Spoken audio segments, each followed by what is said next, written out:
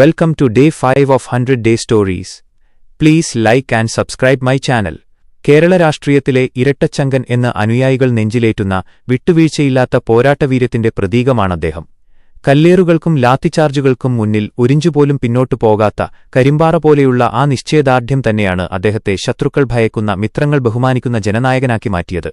കണ്ണൂരിലെ പിണറായി എന്ന ഗ്രാമത്തിൽ ഒരു സാധാരണ ചെത്തുതൊഴിലാളിയുടെ മകനായി ജനിച്ച് പട്ടിണിയോടും ദാരിദ്ര്യത്തോടും പടവെട്ടിയാണ് അദ്ദേഹം വളർന്നത്.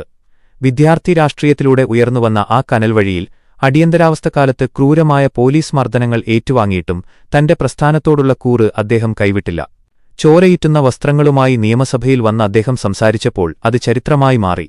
ഒരു നല്ല ഭരണാധികാരി എങ്ങനെയായിരിക്കണമെന്ന് ലോകത്തിന് കാണിച്ചുകൊടുത്ത വ്യക്തിയാണദ്ദേഹം. നിപ വൈറസും കേരളത്തെ മുക്കിയ മഹാപ്രളയങ്ങളും ലോകത്തെ പിടിച്ചുകുലുക്കിയ കോവിഡ് മഹാമാരിയും വന്നപ്പോൾ ഒരു നാടിനെ മുഴുവൻ നെഞ്ചോട് ചേർത്തുപിടിച്ച് തളരാതെ മുന്നിൽ നിന്ന് നയിച്ച ആ ക്യാപ്റ്റൻസി ലോകം മുഴുവൻ ചർച്ച ചെയ്തതാണ്. പ്രതിസന്ധികളിൽ ജനങ്ങൾക്ക് ഭയപ്പെടേണ്ട, ഞാനുണ്ട് കൂടെ എന്ന ആ വാക്കുകൾ നൽകിയ ധൈര്യം ചെറുതല്ല. വിവാദങ്ങളും വേട്ടയാടലുകളും എത്രയൊക്കെ ഉണ്ടായാലും ജനങ്ങളുടെ പിന്തുണയോടെ ചരിത്രത്തിൽ ആദ്യമായി തുടർച്ചയായ രണ്ടാം തവണയും കേരളത്തിന്റെ മുഖ്യമന്ത്രി പദത്തിലേക്ക് നടന്നുകയറി അദ്ദേഹം ആ റെക്കോർഡുകളെല്ലാം തിരുത്തിക്കുറിച്ചു. വാക്കുകളിൽ മിതത്വവും പ്രവൃത്തിയിൽ കണിശതയുമുള്ള ആ കമ്മ്യൂണിസ്റ്റ് കരുത്ത്, അതാണ് പിണറായി വിജയൻ. ഇതുപോലത്തെ വീഡിയോയ്ക്കു വേണ്ടി അൺടോൾഡ് സ്റ്റോറി എക്സ്പ്ലെയിനർ എപ്പോൾ തന്നെ സബ്സ്ക്രൈബ് ചെയ്യുക.